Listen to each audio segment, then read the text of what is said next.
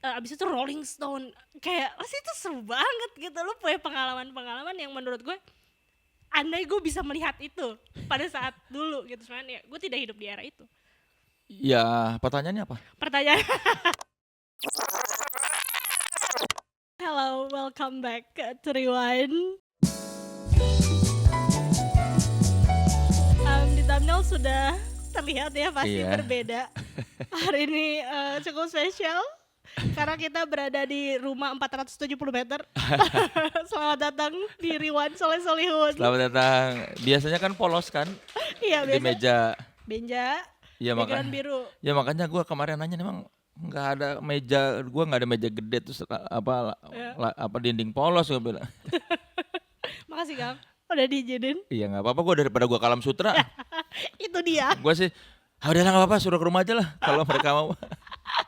Tapi deket tahu. Tadi kita cuma 45 menit kok. Iya kalau lewat tol kan, tapi lu berapa tolnya tuh hampir 100.000 kan. Iya, bener sih. Iya kan berapa 70 berapa? Iya 80 dah kayaknya. Iya 80-an kan mahal kan tolnya. Iya. Oke, langsung aja. Iya. Gara-gara yang kita di Wonder kemarin, tiap mau interview gue kayak ada gitu-gitunya.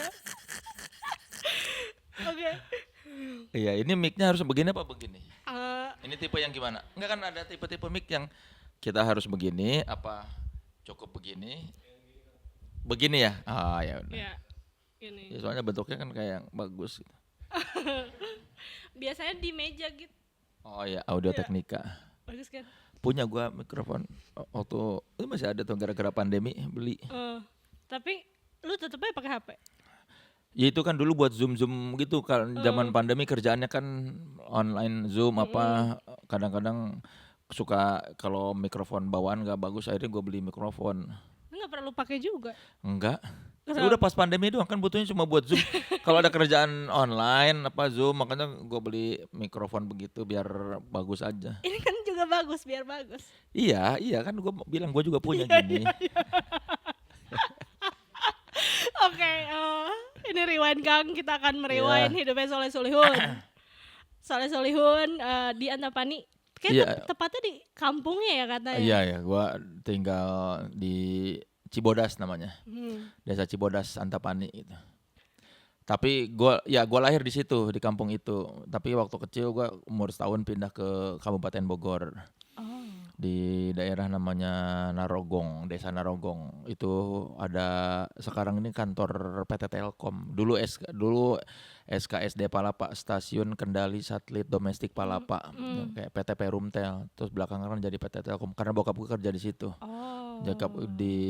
Dari umur setahun sampai tahun 87 kalau nggak salah tuh kelas 2 SD apa kelas 3 SD di Narogong. Terus gue pindah ke Bandung lagi. Bukan, pindah ke Gunung Putri.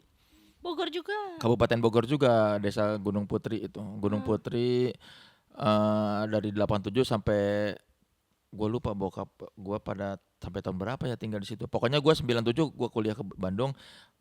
Bokap gue akhirnya dia beli tanah di kampung gua, di kampung dia tuh ya Cibodas.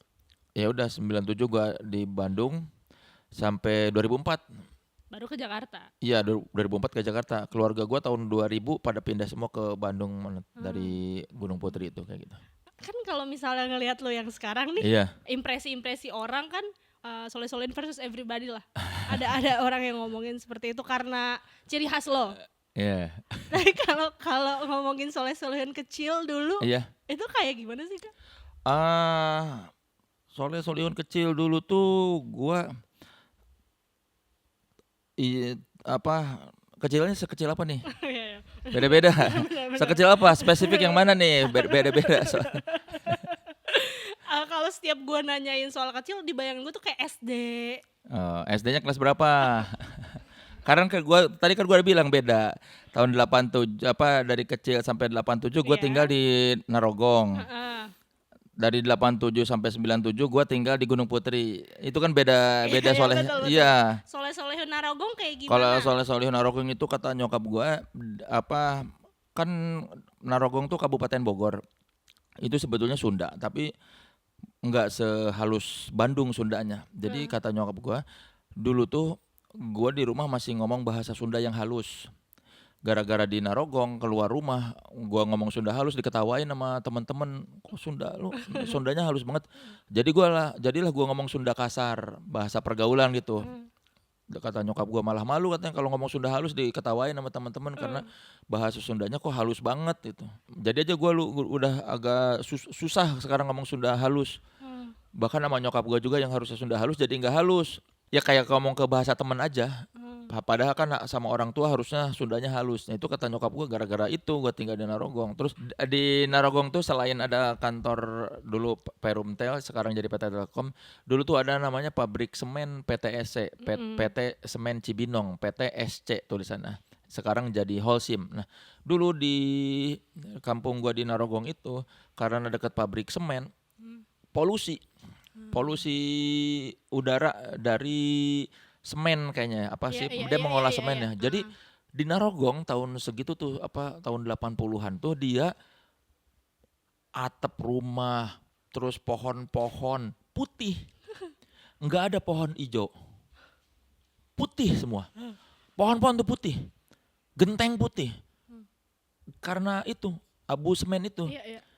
Nah gue bronkitis kata nyokap gue waktu kecil tuh paru-paru bronkitis gara-gara polusi udara itu. Makanya di 87 bokap gue pindah ke Gunung Putri supaya ya nggak terlalu polusi lah. Tapi masih kerja di tempat yang sama kan? Iya di PT Telkom, di Perumtel dulu. Akhirnya pindah ke Gunung Putri. Gunung Putri ke Narogong tuh cuma kalau naik angkot dulu tuh ya 30 menit lah. Ya gara-gara polusi gue pindah.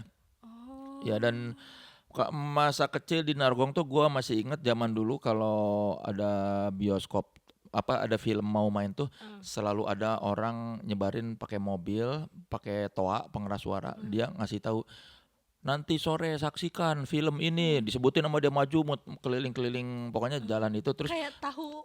Iya kayak tahu bulat tapi mau promo film. Dia nyebarin flyer kertas beneran lewat disebarin ke jalan. Nanti orang pada mungut di jalan. Terus gue baca ininya, oh hari ini sore ini di bioskop ini tayang film apa. Ada reviewnya, ada sinopsisnya. Film ini tentang ini jam segini yang main siapa. Beneran bersama poster bersama foto-foto poster filmnya. Oh, tapi gue baru tahu itu ada. Ada zaman dulu di 80-an. Iya 80-an, pertengahan 80-an karena gue kelas 1 SD kan 85. Gue inget tuh 85 sampai 8. Ya di era sebelum 87 tuh gue masih di Narogong. Gue inget selalu setiap sore tuh kita nungguin ada mobil promo film lewat. Dilemparin selebaran kita baca, oh ada sinopsisnya film ini dibintangi siapa gini-gini. Terus nonton gara-gara promo? Enggak, karena kan anak kecil film-filmnya kan belum tentu diajakin juga sama keluarga. Nah, tapi itu gue inget salah satu momen di Narogong tuh inget itu baca sinopsis film promo film di bioskop. Dulu di dekat bioskop tuh ada di dekat daerah Narogong tuh paling deket tuh bioskop ke Citerep namanya. Bioskopnya namanya Atom sama satu lagi gue lupa. Waktu itu pas Joko Anwar posting yang pernah Joko Anwar promo Pengabdi Setan, dia bilang mau nonton di bioskop yang tua. Nah itu bioskop yang gue tonton waktu kecil tuh ada satu lagi Atom sama satu lagi gue lupa tuh di daerah kan gue di Narogong tuh agak jauh dari agak pusat kotanya. Nah Citerep ini agak ramainya kecamatannya lah Citerep. Terus di Citerep tuh ada 2 bioskop, kalau nggak Atom itulah. Satu lagi gue lupa apa ya. Nah itu 2 bioskop itu. Ya itu dulu seru flyer. Tapi berarti pas lo baca flyer itu mungkin itu juga nggak sih yang ngebuat lo kayak tahu storytelling, tahu cerita juga dari baca? Nah nggak tahu sih. Kalau menurut gue tahu storytelling gara-gara baca Bobo. Oh iya, gue juga suka baca Bobo. Iya, gue baca Bobo itu karena dilangganin sama nyokap gue. Mungkin gue tahu storytelling gara-gara dari kecil tuh bacanya Bobo, kan suka banyak cerpennya kan. Gue baca semua dari awal sampai akhir Bobo tuh. Dari surat pembacanya gue baca itu. Surat pembaca. Ada kan surat pembaca yang suka ada, Dear Bobo, aku ini. Iya. Dulu gue waktu kecil ngebayangin, ini yang ngejawab tuh gimana ya, kelinci kok bisa ngejawab gitu. Gue tuh bingung. Sama gajah gak sih? Enggak ya rongrong kan gajah kecil berbelalai panjang. Oh Bona gajah kecil berbelalai panjang sama rongrong tuh binturong kan. Binatangnya binturong. Nah, kayak bukan kayak kucing tapi bukan kucing tuh binturong gitu.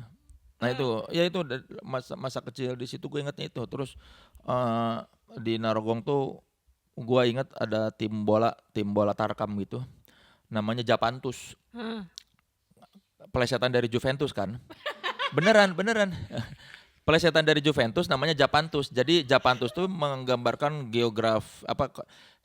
daerah kampung itu. Kok Jadi Japan? Japantus nih, jadi Japantus Jalan Palapa Narogong Satus. Jadi kampung gua tuh Narogong, ada jalan rayanya nih Iya. di samping kantor bokap gua Perumtel. Jalan raya itu, jadi dia bilang jalan Palapa karena dulu kan disebutnya Palapa karena si itu tuh SKSD Palapa, stasiun kendali satelit domestik Palapa. Jadi di kantor bokap gue itu yang ngendaliin, yang ngawasin satelit kita nih. Nah, disebutnya kalau ke kantor bokap gue itu ke Palapa. Jadi jalan Palapa, Narogong tuh kampung, dia kampung gua Narogong. Satus tuh ada daerah namanya di dekat lapangan bola agak ke arah sungai namanya daerah Satus. Jadi gitu dia bikin tim bola namanya Japantus. Jadi gua dari kecil tahu Juventus tuh gara-gara Japantus. Meskipun gua nggak suka bola.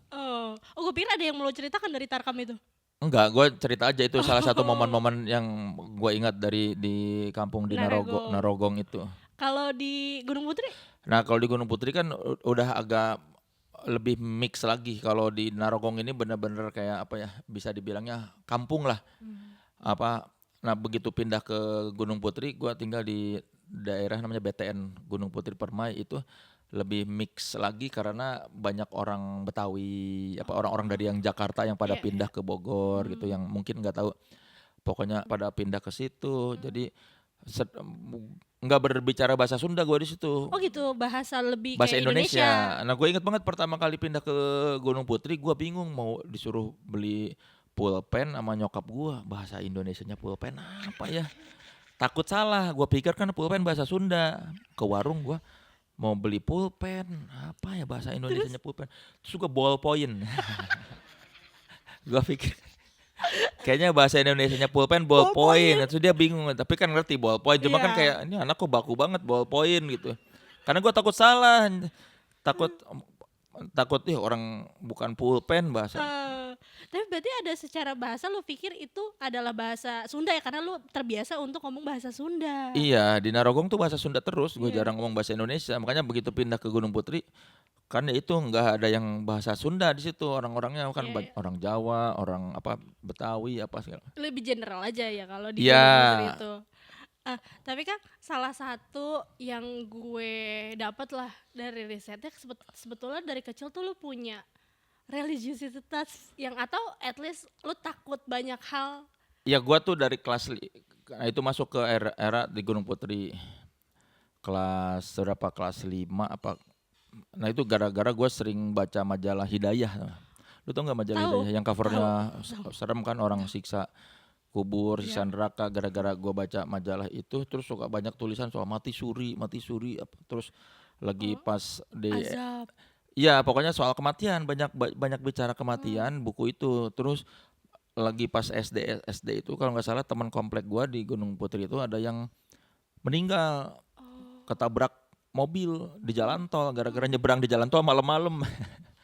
Olahraga ekstrim kan. Itu sport ekstrim lagi sih. Iya, terus ada tetangga meninggal, terus di Bandung kakak sepupu meninggal, jadi terlalu banyak kematian dalam hidup gua. Terus baca itu, jadi gua tuh takut mati. Oh gitu ceritanya. Iya. Takut mendengarkan musik juga salah satu? Enggak, kalau takut mendengarkan musik itu era SMP. Oh iya. Itu kalau di Gunung, ya itu era Gunung Putri itu mulai ya kelas 5 kelas 6 tuh mulai memikirkan kematian gara-gara baca majalah Hidayah gitu. Dari Bobo ke Hidayah ya. Itu enggak sengaja, kalau Hidayah tuh suka ada misalnya siapa yang punya saudara gitu dibaca. Tapi dulu gue juga sempat ada zamannya sih gue baca Hidayah, kayak takut gitu. Iya kan? Serem kan? Serem, tapi gue bukan takut sama kematian ya, belum sejauh itu kali ya dulu gue. Kalau gue memikirkannya ke kematian, kayaknya ya berpikir nggak akan hidup lama gue mah gitu.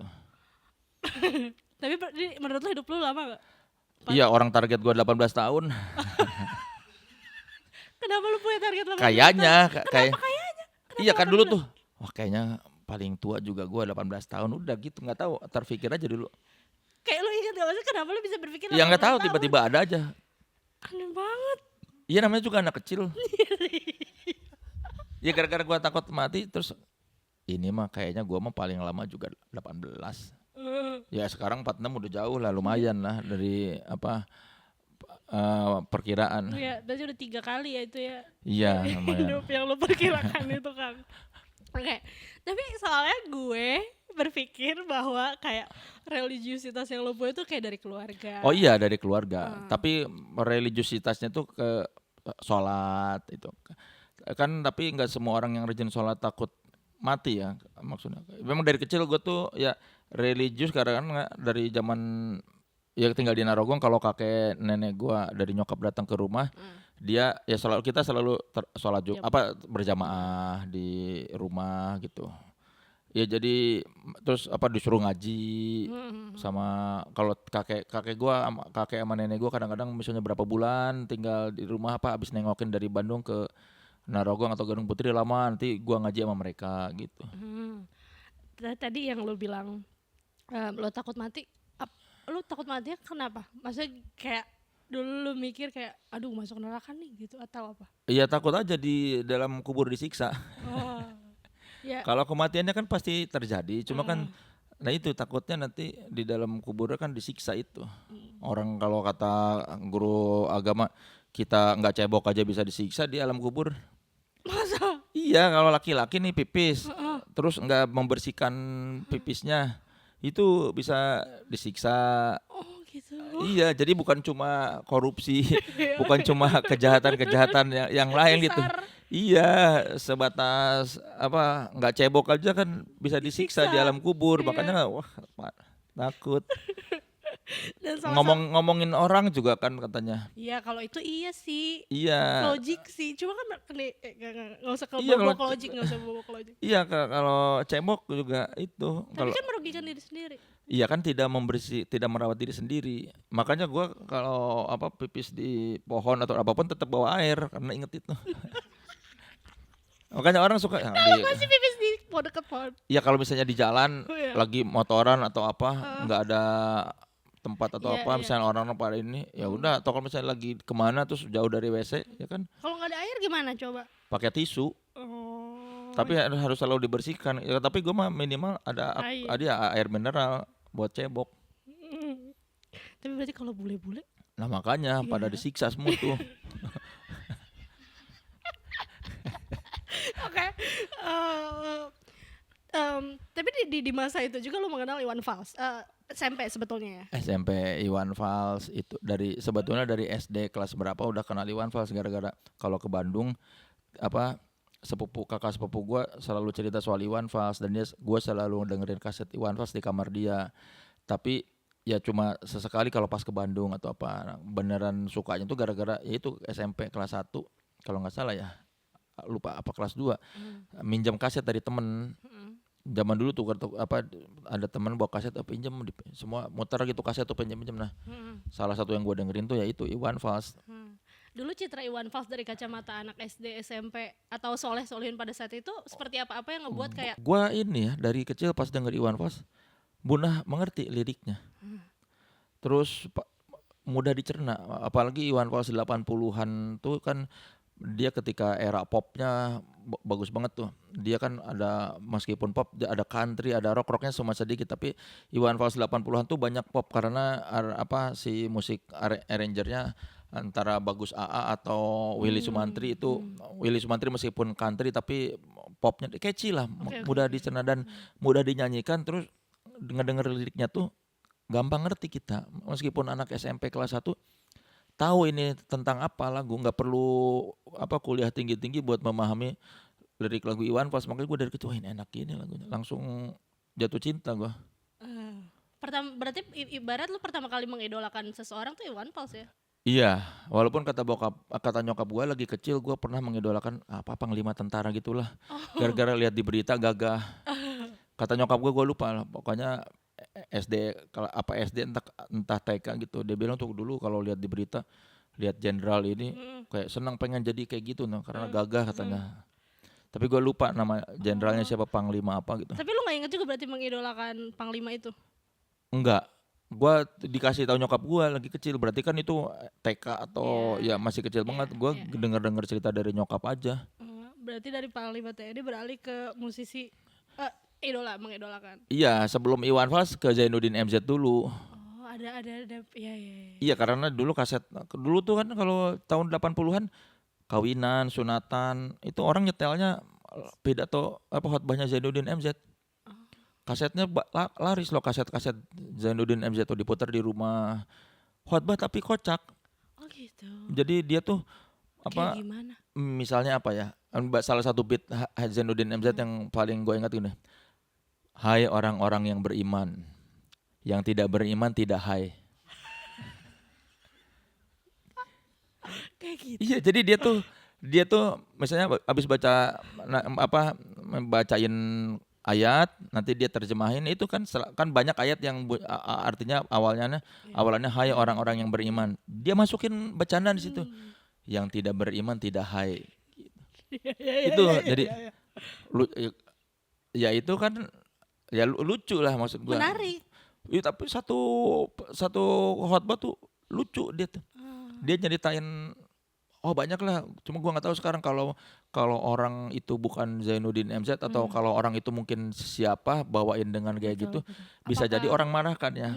Ya soalnya itu kan ayat hai orang-orang yang beriman, yang tidak beriman tidak hai. Kan ya bisa jadi ada yang marah atau apa. Tapi Zainuddin MZ itu khotbahnya lucu-lucu. Iya. Jadi kita senang dengerin tuh, ketawa gitu. Balik lagi ke Iwan Fals, boleh ya Kang? Kan lu tuh selalu bilang kayak soal politik tuh lu tidak ngerasa suka lah. Iya. Tapi kan sebenarnya muatan-muatan Iwan Fals tuh banyak juga politiknya. Jadi apa kayak irisan yang membuat kayak lu tidak suka politik, tapi sebenarnya orang yang idolakan juga sedang membicarakan konteks politik. Iya, gue tuh nggak suka politik karena malas lah ngomongin politik, itu pusing karena terlalu banyak yang bikin marah gitu. Jadi kalau semakin dibahas kan semakin emosi ya. Jadi gue lebih memilih untuk tidak membahasnya karena nyebelin. Maksudnya kan semakin kita tahu, semakin kita sebel.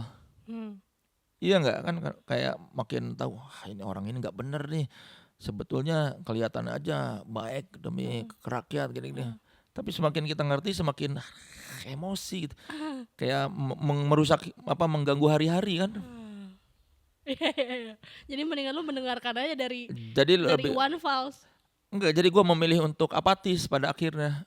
Karena saking sebelnya dan merasa kayaknya nggak akan bisa diubah deh ini sistem udah segini hancurnya. Iya, Penguasanya udah segitu zalimnya atau tidak pedulinya rakyat, jadi mau kita teriak-teriak apapun nggak akan berubah gitu.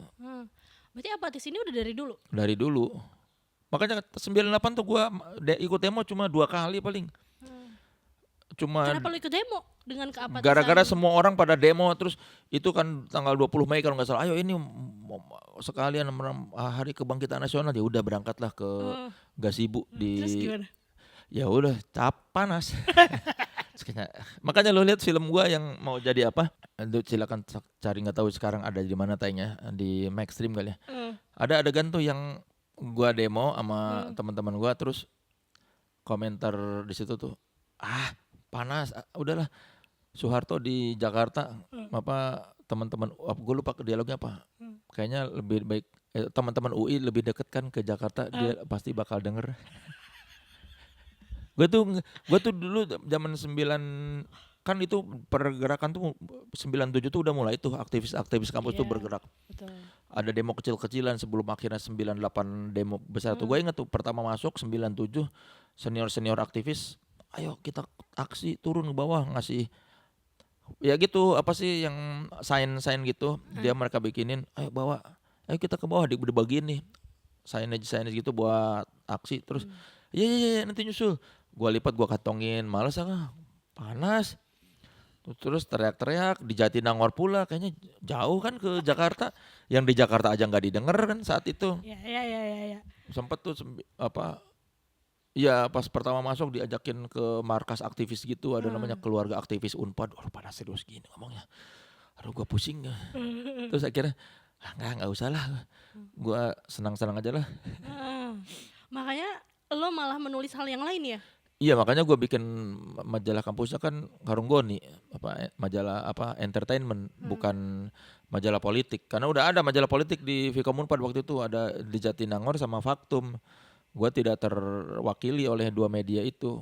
Kan gue berusaha membayangkan aja ya kan. Iya. 97 98 kan lagi panas-panasnya di politik di Indonesia. Iya. Terus lu berada di sebuah kampus negeri. Iya, Vkom Unpad tuh dulu banyak aktivisnya, apalagi jurusan jurnalistik ya. Iya. Tapi ya lu nggak yang kayak nggak bisa nih gue harus ikutan. Enggak ya? Kayak aduh panas capek. Jauh terus harus aksi ke bundaran, panas-panasan teriak-teriak. Kayaknya udah ada yang lebih ngerti. Karena gue waktu itu ngerasa, gue nggak ngerti lagi gini. Terus lebih seneng nongkrong, kita ketawa-ketawa aja lah. Makanya gue suka denger teman-teman di Jakarta pada aksi gini. Gue enggak ya. Makanya gue teman-teman suka denger si Aryan cerita di ITB dia orasi, terus Seminata Silimboy bilang dia orasi. Terus banyak yang pada aksi. Gue cuma itu, seingat gue kayaknya sekali apa 2 kali gitu. Terus bingung ngapain sih ini. Udahlah, gue merasa itu kan ada yang lebih mengerti, udah biar mereka aja yang lebih mengerti. Oh iya, tapi itu poinnya bagus juga. Iya dong. Iya, cuma kan sebetulnya ya harusnya cari tahu gitu. Cuma gue kan pemalas. dan di titik itu lu udah tahu lu suka musik. Iya. Karena Iwan Fals juga Karena terus berlanjut ke musik-musik yang lain. Nah, pas kuliah gue mulai terbuka sama musik-musik lain. Gara-gara temen gue ada namanya pergaulan circle gue. Jadi siapa namanya? Terutama si temen gue ini Bayu Kurnia. Dia wawasan musiknya luas, jadi dia yang ngasih tahu gue musik-musik yang sekarang gue sukain. Karena kan gue dulu menganggap ya itu tadi pas kelas 1 SMP gue pesantren kilat. Di pesantren kilat itu dibilangnya musik haram. Kecuali suara musik yang dihasilkan oleh suara laki-laki dan alat musik yang terbuat dari kulit binatang kayak rebana gitu. Gue kan takut, musik haram ya. Makanya gue pas kelas 1 ketemu Iwan Fals karena merasa Iwan Fals kan Islam, kayaknya nggak terlalu dosa lah ya dengerinnya.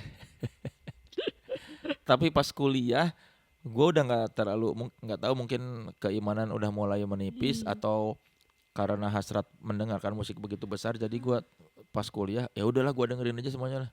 Si Bayu ngasih tahu musik-musik dari 60-an 70-an, ternyata gue cocok. Pas si Bayu ngasih tahu ini lagu ini, gue cocok ternyata.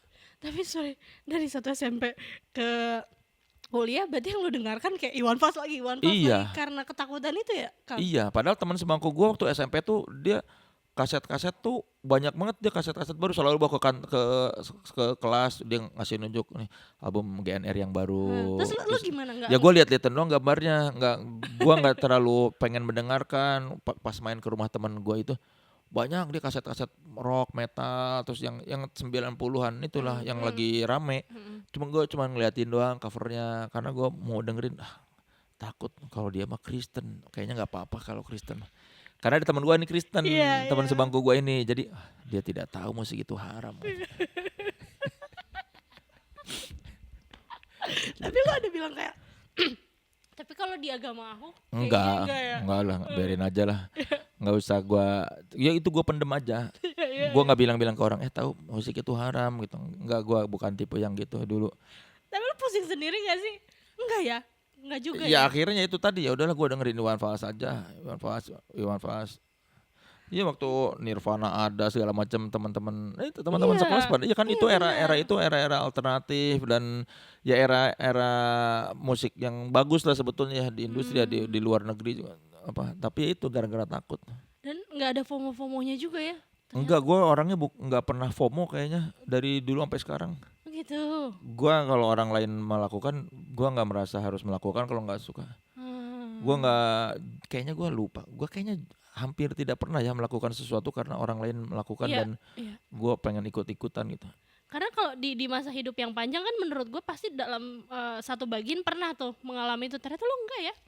Apa ya? Ya itu pas zamannya musik-musik apa yang trendy di ini gua nggak FOMO.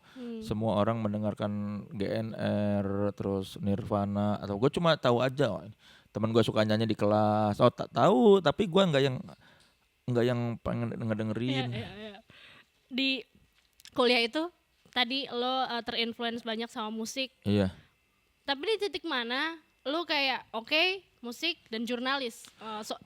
Lo akan menjalani Ya kehidupan itu. karena gue kuliah jurnalistik, jadi ya udah kayaknya ternyata gue bisanya nulis, ya udahlah jadi wartawan aja. Gampang ya? Ya iya kan, ngapain pusing? Iya kan gue milih jurusan. Soalnya gue ngebayangin nih, ngebandingin nih sama di era gue nih kayak banyak banget pilihan nih. Terus misalnya nih gue kuliah, terus kayak ada ini, oh menarik, apa ya, gue jadi apa ya gitu. Enggak kan gue memutuskan hidup tuh gini misalnya. Gue ketika SD mau masuk SMP, gue juga nggak tahu mau SMP di mana. Gue cuma pas mau milih SMP, ya udahlah di SMP Negeri 1 Cibinong aja katanya bagus. Keterima. Pas SMP gue bingung, SMA mana ya? Gue nggak riset, tiba-tiba kata temen gue SMA 3 Bogor bagus. Ya udahlah gue pilih SMA 3 Bogor. Masuk. Terus pas dari SMA 3 Bogor pas mau UMPTN, jurusan apa ya kuliahnya? Terus selain ya kan gue milih geologi ITB karena gue pikir gagah kan, laki banget, batu-batuan, maskulin itu. Terus satu lagi biologi Unpad, kayaknya meskipun IPA nggak terlalu pusing lah ya biologi. Nah satu lagi ilmu komunikasi, gara-gara gue pikir enak kayaknya kuliahnya nih, cuma ngomong doang. Ya udah gue pilih komunikasi, masuklah gue ke Vkom Unpad. Terus dulu tuh Vkom Unpad tuh semester 1-nya masih komunikasi. Dulu tuh ada 2 jurusan doang di Vkom Unpad, ilmu komunikasi sama ilmu perpustakaan. Nah, si ilmu komunikasi ini semester 3 dipecah lagi. Milih mau jurnalistik, hubungan masyarakat atau manajemen komunikasi. Gua milih karena manajemen komunikasi kayaknya teori-teori gue pusing. Humas kayaknya harus rapi-rapi, kayaknya gue bukan tipe orang yang seneng pakai rapi deh. Nah, jurnalistik ini nih keren, jaket himpunannya kan gagah, kantongnya banyak, terus kayaknya menantang pekerjaannya si jurusannya. Terus kan Superman sama Spiderman juga wartawan. Wartawan ini keren. Terus Iwan Fals pernah kuliah publisistik di ISIP kan. Udahlah jurnalistik aja. Nah ternyata di jurnalistik gue menemukan ini baru kayak gue bisa ternyata nulis nih. Karena selama bertahun-tahun ini gue bertanya-tanya, gue ketika gede mau jadi apa. Makanya film gue judulnya Mau Jadi Apa. Karena dari kecil meskipun ya pernah pengen jadi ustadz, pernah jadi tentara, tapi kan sebetulnya gue nggak pernah tahu. Dari kecil tuh gue ketika besar mau jadi apa, fokus gue. Makanya nggak tahu mau jadi apa. Dulu tuh mikir pas udah kerja di mana ya, udahlah paling ikut PT Telkom aja lah, kayak bokap ngelamar ke Telkom aja, BUMN aman. Maksudnya nggak hidup kaya tapi minimal bisa survive lah. Nah tapi pas ketemu jurnalistik, ternyata menulis itu menyenangkan dan ternyata gue bisa. Terus karena gue sukanya baca majalah musik, ya udahlah gue jadi wartawan musik aja lah. Udah sesimpel itu, karena ya ini yang cuma yang gue bisa. Tapi pas di part lo bisa menulis, apa yang ngebuat lo ngerasa bisa menulis? Ya karena menyenangkan, terus gue selalu dapat nilai A. Gue tuh mata kuliah wawancara, penulisan wawancara, penulisan artikel, penulisan feature sama pelaporan mendalam, 4-4-nya A semua yang mata kuliah jurnalis itu. Kayaknya gue bisa nulis nih. Dosen gue yang terkenal pintar dan dia memang wartawan, dan memang kata senior memang itu dosen susah ngasih nilai, gue dapat A semua, berarti gue bisa nulis. Ya udahlah, ya udah gue jadi wartawan aja lah. Ya karena nggak tahu lagi mau ngapain. Ya udah jadi wartawan aja. Gue tuh selalu ingin membayangkan di era-era tersebut gitu Kang. Kayak lo di Unpad jurnalistik, terus di situ juga udah banyak hubungannya dengan musik. Nah kalau lo dulu inget lo di masa itu tuh seperti apa, dan lingkungannya seperti apa yang membentuk Soleh Solihun bisa menulis dan akhirnya memang berkarir sebagai wartawan musik? Ya. Yang bikin gue bisa menulis itu tadi ada dosen namanya almarhum nih, Sahat Sahala Tua Saragi. Dia yang 4 mata kuliah ini diampu sama dia. Dia yang membuat gue bisa menulis, bisa wawancara. Terus ya kalau di luar kuliah itu kan gue bikin majalah sendiri, jadi gue berlatih menulis, dan lingkungan gue, teman-teman gue tuh pecinta musik banget.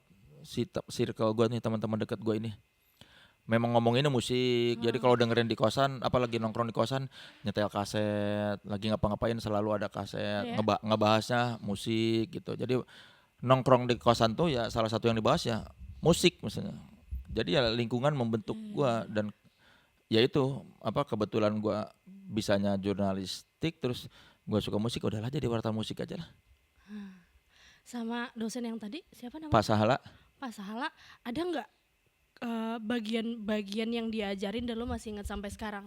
Karena itu sesuatu yang sebenarnya gue tidak punya gitu, Kang. Jadi gue kayak merasa Ya. lo menjadi diri lo yang Salah sekarang satu yang paling gue ingat dari kalau kegiatan menulis ya, dia bilang jangan anggap pembaca tahu. Jangan anggap pembaca tahu. Jangan ada kalimat seperti yang kita ketahui bersama. Nah, jangan, nggak mungkin semua tahu. Wartawan tuh harusnya menganggap pembaca nggak tahu apa-apa.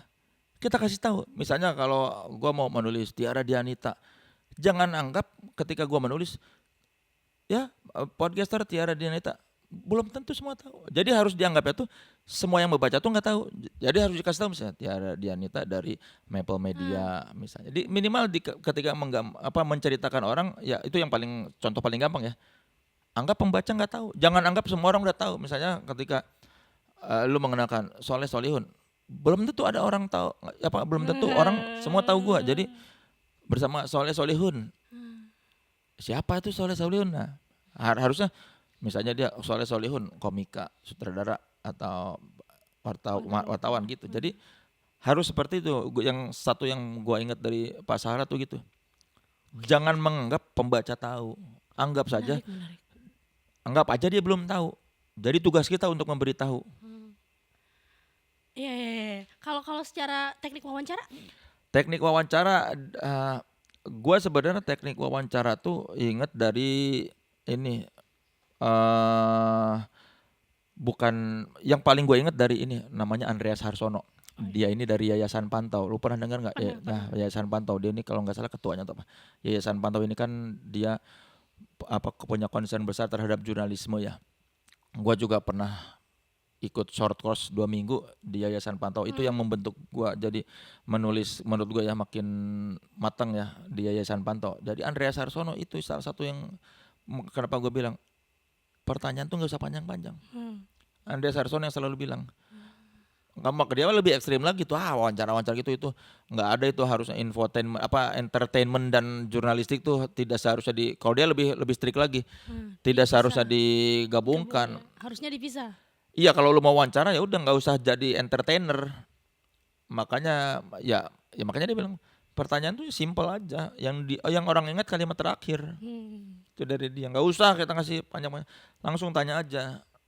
Dan satu lagi dari Andreas Harsono yang gue ingat tuh, jangan pernah melabelkan seseorang dengan pengamat misalnya.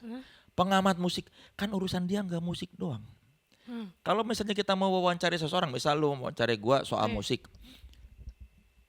misalnya Kang Soleh gimana pendapat ini mengenai album itu, label pengamat musik itu sebetulnya menurut dia tidak tepat karena nggak jelas apa itu.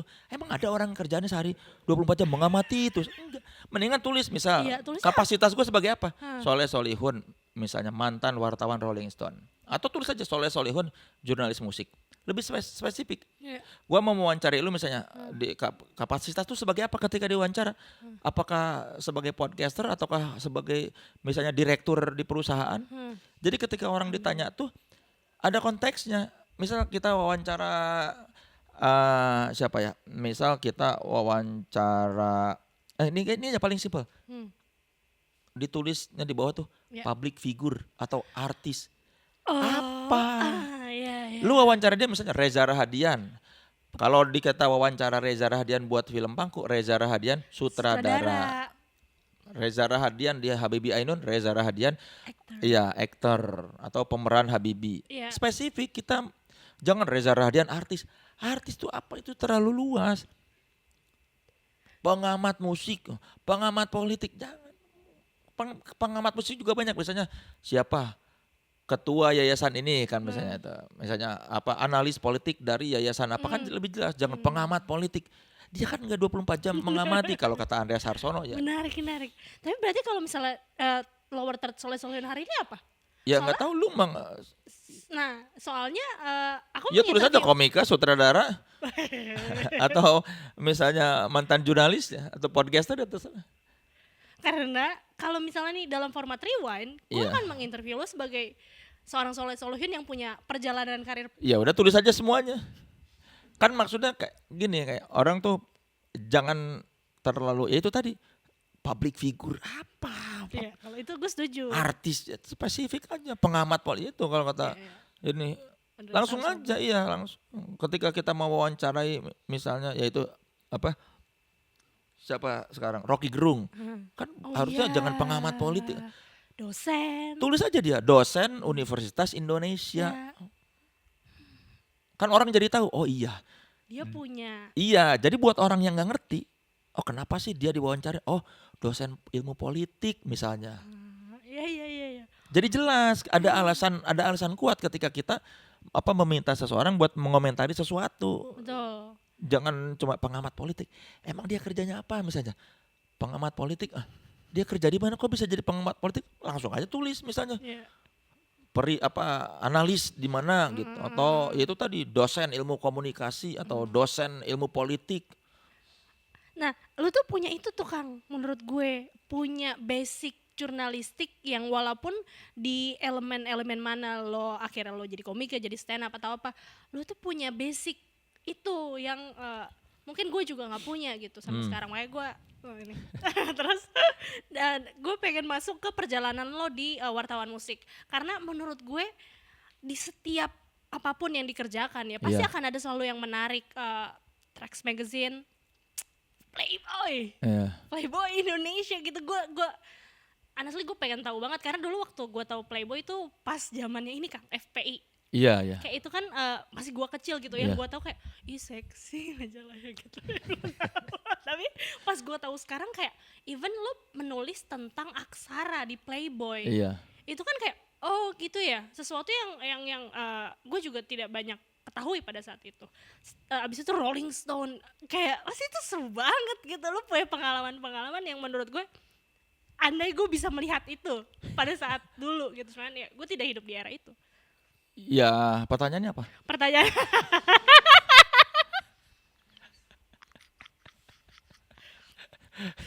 Ceritakan gue tentang pengalaman itu yang menurut gue pasti banyak sesuatu hal yang bisa kita dapetin gitu loh dari cerita lo. Dari Trax nih ya.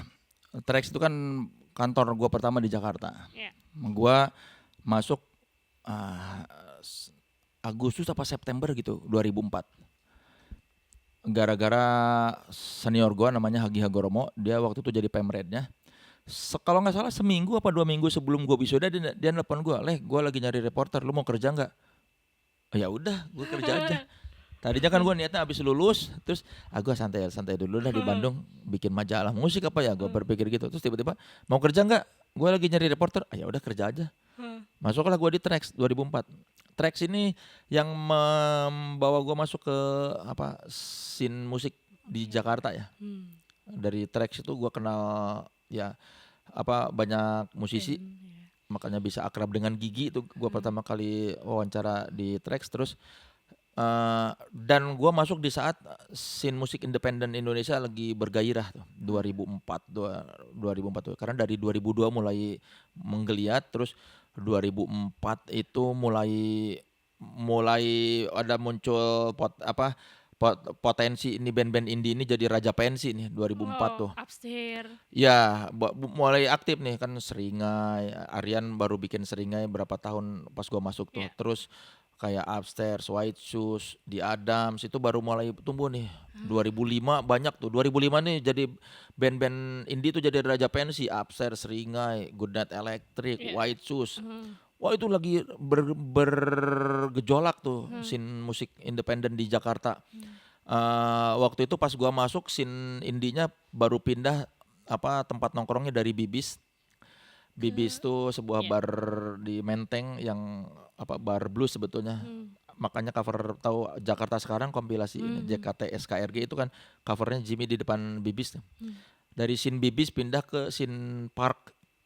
Park itu klub di Ruko di Blok M Jalan Iskandar Syah yang punyanya Nasta. Bininya Henry Foundation. Nah, jadi gua tuh masuk di saat band indie sedang bertumbuh dan gua merasa beruntung karena hadir di situ. Gua ada jadi bagian dari skena musik independen di Jakarta.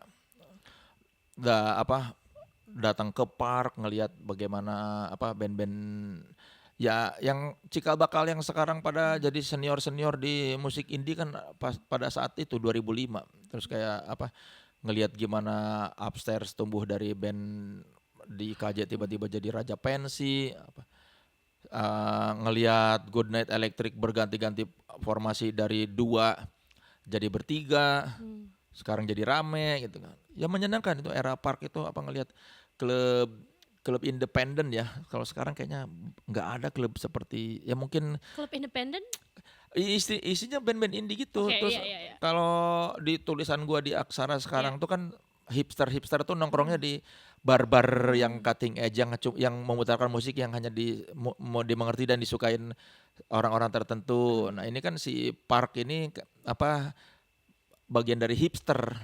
Kalau sekarang kan nyebutnya anak skena. Padahal ada istilah, kalau dulu tuh ada istilah yang lebih spesifik lagi hipster. Orang-orang yang menyukai musik-musik independen, berpakaian tidak sama dengan orang kebanyakan, cuma nongkrongnya di tempat-tempat tertentu. Makanya ada Park, ada Aksara. Aksara kan masih laku-lakunya masih keren-kerennya Aksara waktu itu toko buku masih didatengin banyak orang. Itu gua era Trax itu salah satu momen yang membuka gua ke pergaulan ibu kota ya. Yang tadinya cuma nongkrong di kampus di Vkom Unpad, tiba-tiba gua masuk ke pusat pergaulan ibu kota. Gimana? Maksudnya kayak lo juga sempat ngomongin shock culture ya? Iya, kalau culture shocknya bukan di scene musiknya, lebih ke culture shock tuh lebih ke kayak pergaulan selebriti yang glamor kan. Trax meskipun majalah musik tapi kan dia membahas bersinggungannya dengan entertainmentnya pada umumnya ya gitu ya. Yang salah satu yang culture shock gua tuh dulu waktu gua masuk Trax, anak magangnya Christian Sugiono kan. Si Tian meskipun belum jadi artis tapi kan udah terkenal. Dulu kan walaupun status dia masih suaminya pacarnya Titi Kamal kan. Gua agak suka. Anak magang. Iya, anak magangnya si Tian. Ya maksudnya itu kayak salah satu culture shock. Gua nggak terbiasa dengan ini kan. Kalau anak band gua merasa meskipun mereka terkenal tapi bukan artis kan. Jadi bukan yang selebriti, bukan yang glamor atau high class gitu kan. Gua menganggapnya anak band meskipun terkenal tapi masih anak band aja santai, tidak membuat ini. Ya kan ini Christian Sugiono gitu. Titi Kamal kan gede-gedenya saat itu. Titi Kamal sering main ke kantor? Enggak, tapi si Tian itu magang 3 bulan. Jadi salah satu yang bikin culture shock, kok anak magangnya si Tian. Terus gua bikin liputan berdua sama Tian jadi salah satu culture shock. Terus itu tadi yang melihat kayak orang-orang di Jakarta kok pada cipika-cipiki ini sesama tuh. Nah, gua gimana nih? Ini tuh yang mana sih yang boleh diiniin yang udah seberapa akrab indikator kita boleh cipika-cipiki itu segimana ya. Terus gue takut kalau cipika-cipiki gue keringetan lagi nanti pas nempel, kasihan ceweknya kalau gue cipika-cipiki kan gue aja males megang pipi gue yang berkeringat. Ya kayak gitu yang culture shock. Terus kayak tapi emang ada keringet sih Kang. Iya emang gerah ini AC-nya harusnya 2 nyala nih belum dibenerin. Ya. Bawa sapu tangan Mang. Bawa. Ini yang harus dipegang jadi ribet. Ya itu culture shock ya karena kehidupan ibu kota terus kayak di Jakarta tuh gaji pada terutama di grup kantor gue itu ya. Gajinya pada biasa aja tapi gaya hidupnya tinggi. Iya, pada jajan tuh di kafe atau yang ada ya kan soalnya dulu pada banyak yang bilang di grup gue itu, di grup kantor gue itu emang banyaknya anak-anak orang kaya yang sebetulnya tinggal sama orang tua jadi duitnya udah buat jajan aja. Jadi duit pas-pasan tapi nongkrong di mana gitu. Itu lu sama culture kadang shock mah. tuh sama hal Iya kayak misalnya apa gaji pas-pasan terus pada ngajak makannya ke Sushi Tei apa gitu.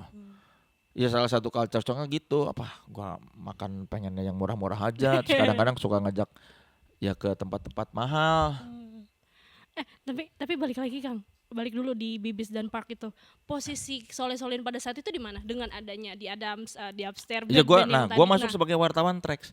Jadi lebih enaknya gua tuh selalu datang di bendera yang dikenal orang dan disegani.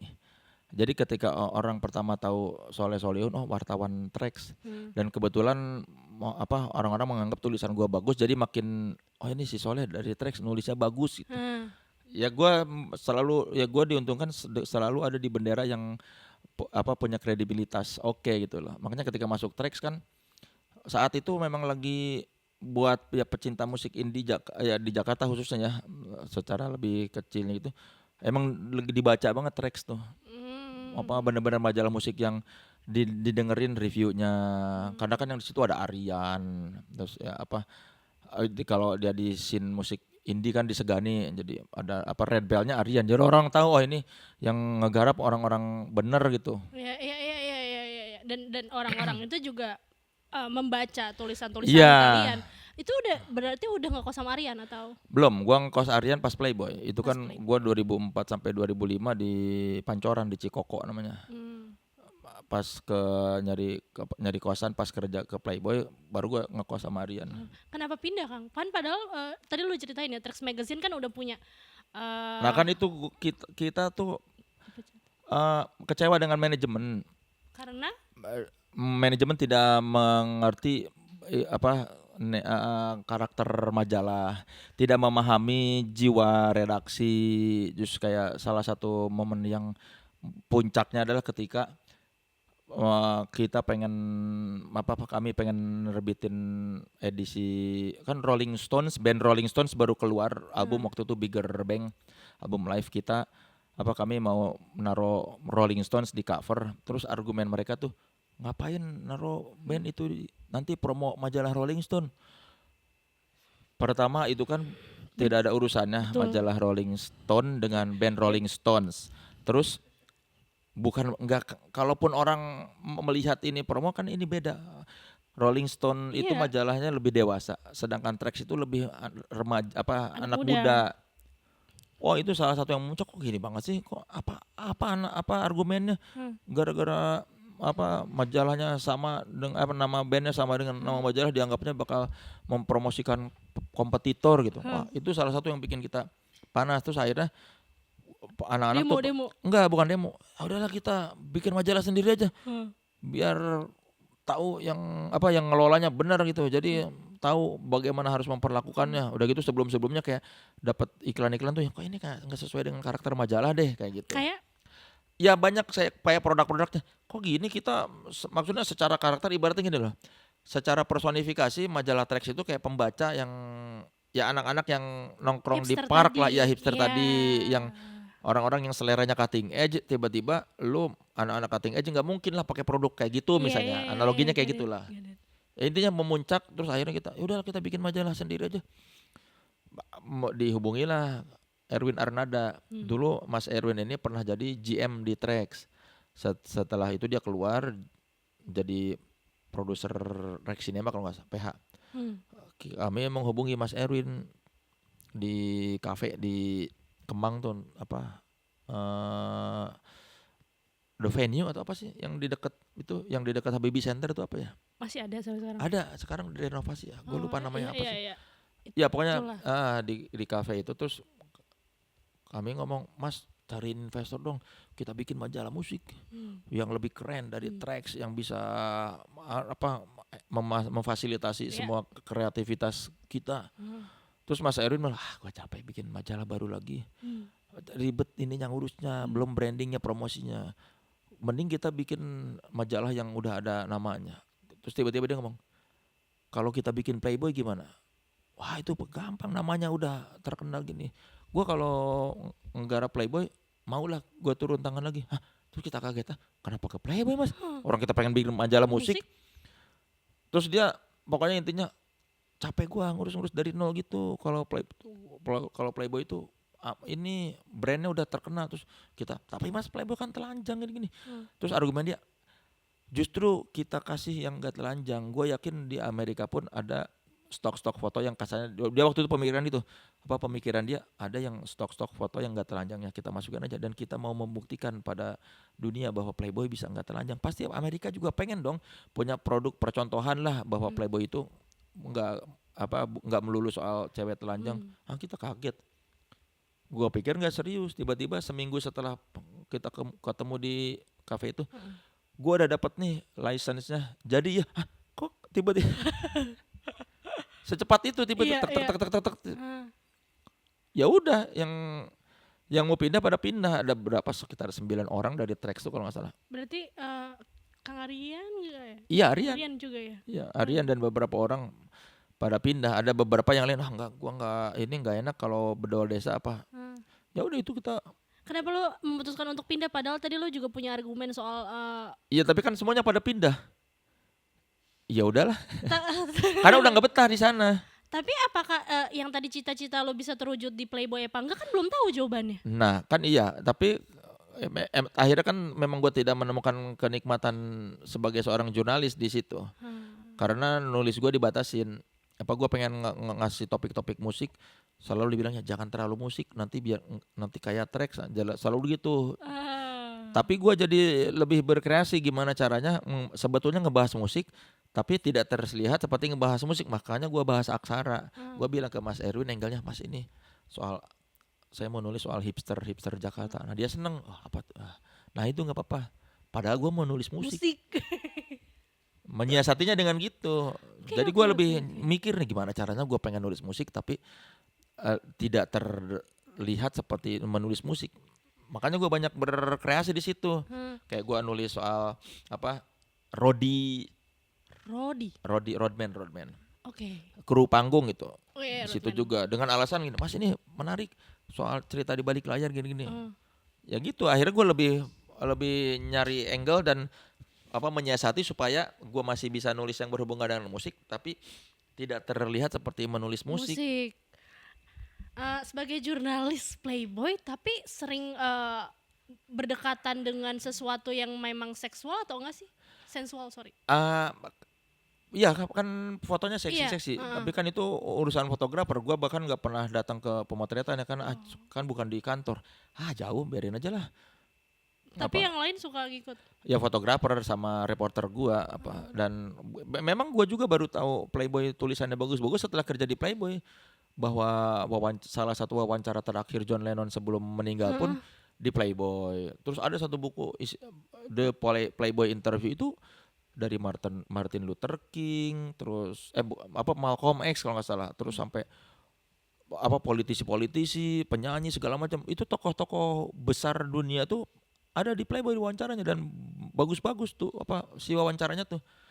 Tulisannya, feature-featurenya bagus-bagus. Cuma memang dari dulu ketika ada Playboy kan gua nggak pernah baca, diliatin gambarnya doang. Ya gue juga baru tahu Playboy tulisannya bagus gara-gara kerja di Playboy. Wajar kalau orang nggak tahu tuh. Ya gue aja dulu bertahun-tahun cuma ngeliatin fotonya, nggak pernah diliatin tulisannya. Padahal tulisannya tuh serius. Ada tulisan politik itu, analisa politik. Tulisan. Tapi gue nggak gadit. Jadi kenapa kayak gitu tapi konsepnya? Memang mereka dari kan majalah cowok. Iya. Majalah cowok. Jadi analogi dia tuh gini katanya. Si orang Playboy Amerikanya waktu datang, jadi menganalogikan kalau pembaca Playboy, bedanya pembaca Playboy dengan pembaca FHM misalnya gitu. Kalau pembaca FHM ngelihat cewek cuma berharap goda-godain dari jauh, berharap bisa kenalan sama dia.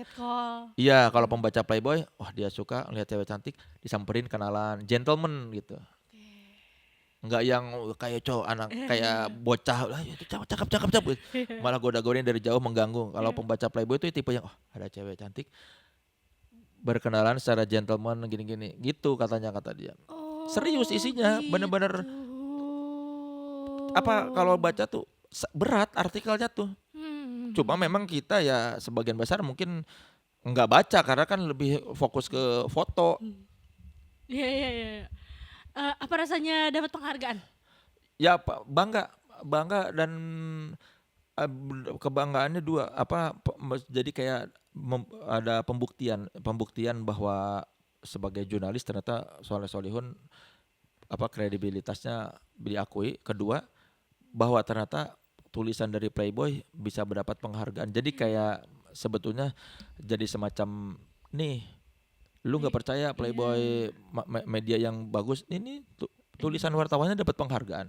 Jadi dua gitu dari sisi guanya ya. Dan ternyata penghargaan si award itu memang tidak mencantumkan nama. Enggak, dan jadi si panitianya cuma nulis judul dan isinya aja. Jadi nggak tahu siapa, majalah apa. Jadi benar-benar si dewan jurinya tuh menilai berdasarkan tulisan, bukan berdasarkan nama penulis atau nama media. Karena itu akan mempengaruhi ya. Iya. Mereka juga juri baru tahu yang menang gua dan dari Playboy itu pas dibuka dari Playboy ternyata. Kang, sorry.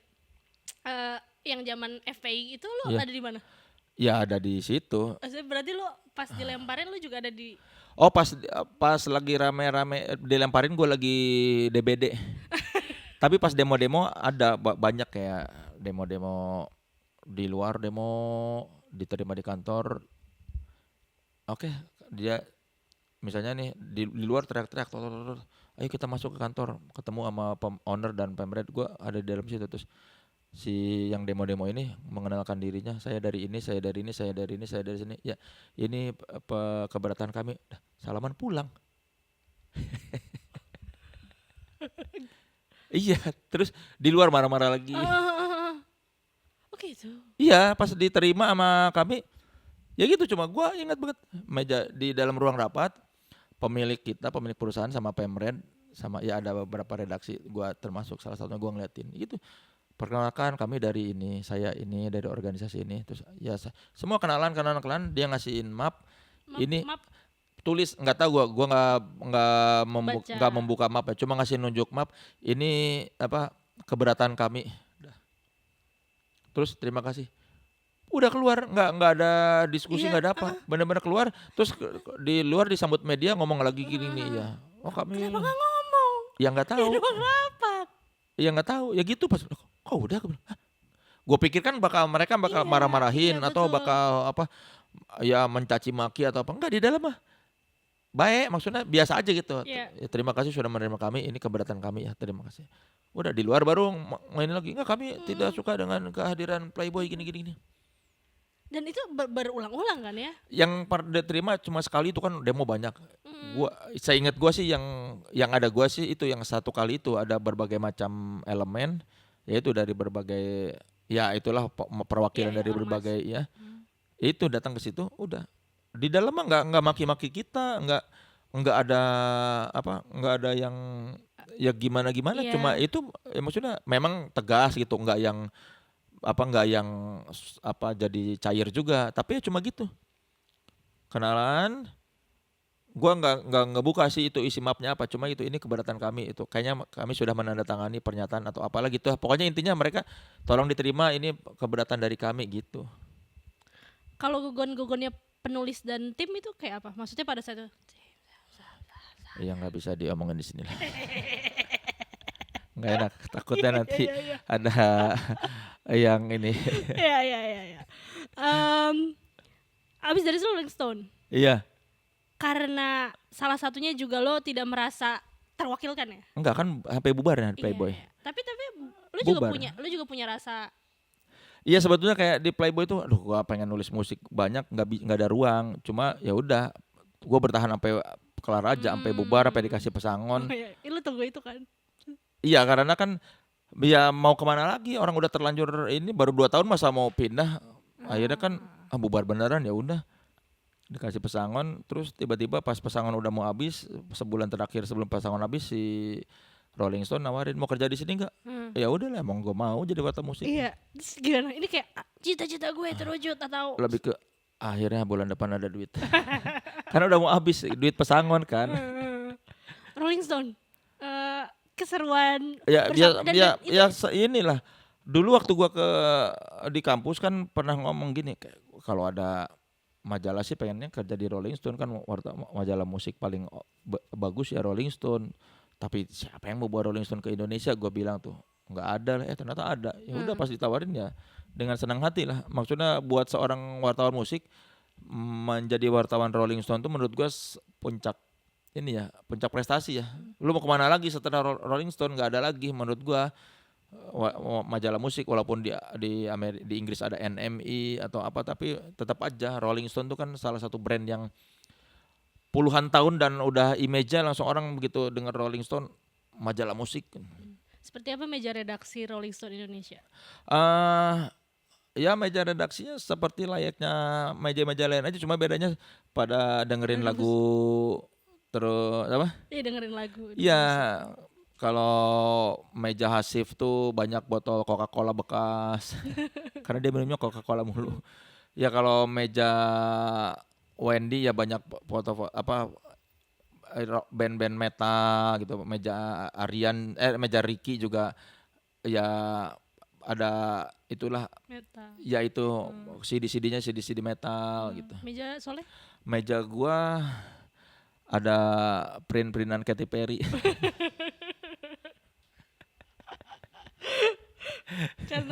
Karena gue suka Katy Perry. Ada bagus nih dari majalah gue print taruh di. Gue baru tahu lo suka Katy Perry. Suka gue Katy Perry. Pas terus. Gue lupa meja ya, yang jelas ya yang paling gede ya meja Adi Hidayat lah. Ruangan Adi Hidayat karena ada ya Pemred ada ruangan sendiri. Terus yang lain mah kalau redaksi mah ya di ini aja lantai luas aja, maksudnya kayak di ruangan luas aja, ruangan ada berapa cubicle, terus di sebelah sananya ada ruang art. Ngobrolnya gimana? Ngobrol apa? Maksudnya kayak misalnya nih contoh nih, ini gara-gara tadi lu bilang kubikel itu dengan meja-mejanya ya, terus kayak lo punya ide tentang musisi ini, abis itu maksudnya adalah kalian punya ruang ngobrol di situ atau kalian biasanya ngobrol? Ya kalau ngobrol mah di antara kubikel aja. Lu kemarin gua nonton ini gini. Ya atau pas rapat redaksi kan dikasih tahu. Tapi yang ngobrol mah biasa aja gini. Lu udah ini denger ini belum gitu ya. Biasa aja ngobrol mah dongak-dongak aja dari kubikel gitu. Kan kubikel cuma gini, tinggal ngomong gini aja. Kan deket kubikelnya. Ya kan nempel satu. Ya gua tuh kalau nggak salah gua waktu itu sebelahnya ada teman gua Yara Aristi. Terus ada sebelahnya lagi kalau nggak salah siapa ya, Wening atau siapa. Di sebelah di yang agak sudut sana ada Ricky sama Hasib sama Wendy di yang satu area cubicle tuh. Ya cuma terus di sebelah sini ada fotografer apa Bang Drigo sama si Mila sama Bayu. Apa sudut fotografer di sini, ada di sini si Ricky, Wendy sama Hasib, di sini gua sama apa Yara sama Wening sama siapa satu lagi. Waktu itu ada anak magang si Reno. Ya gitu. Apa terus ada di sebelah sana ada meja si bagian dokumentasi apa data gitu. Kalau rapat redaksinya gimana? Rapat redaksinya ya. Jadi Mas Adip ya, Mas Adip. Iya. Terus kalian. Iya, paling kita lihat dulu misalnya sekarang ada band apa yang lagi rilis album. Kan itu harus ya kita memikirkan itu dulu covernya siapa. Kalau misalnya dari dalam negeri nggak ada cover yang apa, nggak ada orang yang atau band yang cocok dijadiin cover, ya kita lihat ke Rolling Stone Amerika 2 minggu terakhir ini apa sebulan terakhir ini covernya siapa, menarik nggak nih buat pembaca kita gitu. Ya selebihnya mah paling ya gue tuh mulai tahun berapa gue mengusulkan gue pengen bikin feature deh, tulisan panjang yang benar-benar proper, bukan soal profil satu band doang tapi satu topik tertentu gue bikin feature-nya gitu. Iya. Akhirnya ada di Rolling Stone itu. Mulai tahun berapa gue masuk itu gue yang mengusulkan gue pengen nulis panjang mengenai topik tertentu gitu. Sorry. Karena juga gue membayangkan kayak rapat redaksi di Maple mungkin nggak keren, bukan sekeren lah ya, apa ya, serapih Rolling Stone gitu pada saat itu. Nah, apa triggernya? Maksudnya yang ngebuat oke, topik ini harus kita pilih, musisi ini harus kita pilih, yang ini enggak. Itu kan bagian dari redaksi. Iya. Ya subjektivitas lah. Yang namanya majalah, makanya gue dari dulu pengen kerja di majalah musik. Kasarnya kalaupun kita membela orang-orang kan, kalaupun yang kita bela kasaran nih, kalau kita majalah politik, kita membela politikus, mengagungkan satu politikus. Ternyata dia nggak baik atau ternyata dia malah merugikan rakyat, kan kita punya andil di situ ya. Mengangkat orang ini yang kita pikir baik ternyata tidak baik di kemudian hari, kan kita ada andil di situ sebagai media. Nah, gue pikir kalau majalah musik misalnya nih, kami mengangkat suatu band, mengagung-agungkan, pokoknya mempromosikan band ini bagus loh, ayo kami dukung dengan pemberitaan banyak. Kalaupun ternyata orang nggak suka dan ternyata musiknya nggak sebagus itu kok, kan nggak merugikan, kasarnya tidak merusak hajat hidup orang banyak. Persoalan misalnya yang direkomendasikan sama majalah musik itu ternyata musiknya orang lain nggak sepakat, ya udah cuma persoalan selera aja atau persoalan penilaian, menurut lu bagus menurut gua enggak, ya udah nggak ada yang rugi kasarnya. Beda dengan kita mempromosikan atau memberitakan hal yang baik tentang politisi, tapi ternyata di kemudian hari dia tidak baik, kan kayak aduh, gara-gara kita nih salah satunya nih mengangkat orang itu yang ternyata sama busuknya dengan politikus lain gitu. Nah, kalau band-bandan mah kan ya udahlah, misalnya kok lu cuma seneng sama band ini, yang band lain ya paling juga persoalan tidak tidak merata perhatiannya sama band, tapi kan nggak jadi merugikan orang banyak kasarnya. Ya gue sih mikirnya gitu. Tapi subjektivitas berarti itu sangat matters ya, maksudnya, dan pemilihan orangnya untuk menjadi subjektivitas itu memang valid.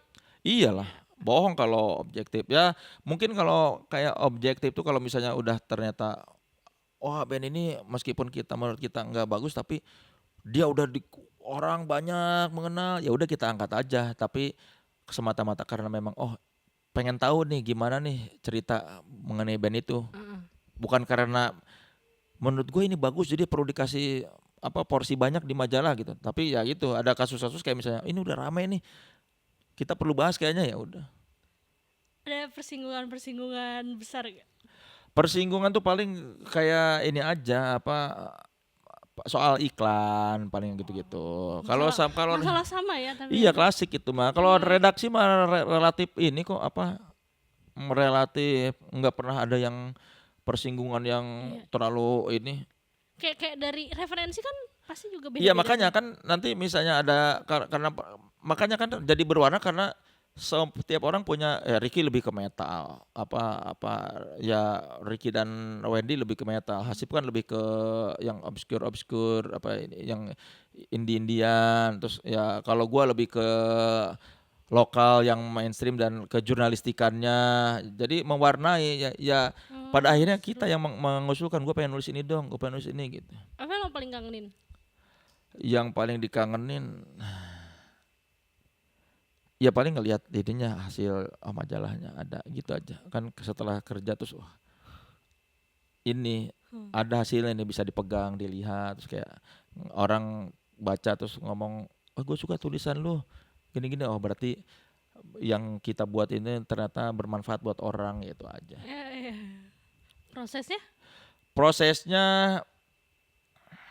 Prosesnya sih biasa aja ya. Karena melelahkan prosesnya, apalagi kalau nulis feature narasumbernya banyak, capek transkripnya. Dulu tuh gue ingat gue dulu sama anak-anak coba ya ada aplikasi yang bisa mindahin tulisan audio ke tulisan, itu pasti akan sangat membantu kita ya. Terus tapi kayaknya susah ya, gimana caranya? Terus kita dulu berpikir tapi kayaknya satu saat nanti bakal ada loh atau teknologi yang tinggal memindahkan audio ke tulisan. Ternyata ada sekarang. Iya, betul. Setelah sudah tidak kerja jadi wartawan, ada itu. Dulu kita cuma berhayal tuh. Coba ada, membantu banget nih. Kadang-kadang kan wawancara 2 jam. Transkrip dia bisa 4 jam. Kadang kan capek diketik. Betul. Iya, dulu tuh gitu kita ngayal. Wah, itu sangat terbantu sekali nih wartawan gini.